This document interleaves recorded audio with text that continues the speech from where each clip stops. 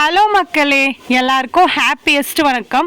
கோலம் பேசுதடி சீரீஸில் கோலம் 137. இன்னைக்கு ஒரு டிஃப்ரெண்ட்டான ஸ்டைலில் தான் ஸ்டார்ட் பண்ணேன். ஆனால் எப்படி இருக்குன்ட்டு நீங்கள் கோலம் லாஸ்ட்டில் சொல்லுங்கள், கமெண்ட் பண்ணுங்கள்.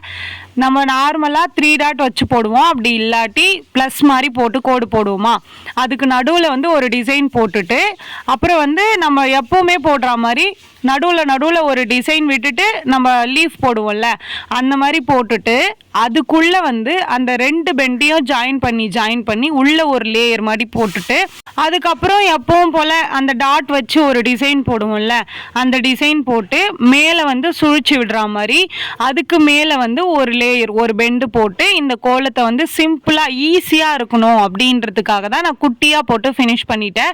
இதுக்கப்புறம் வர கோலம்லாம் கொஞ்சம் ஈஸியாக போடலாம் அப்படின்ட்டு இருக்கேன்.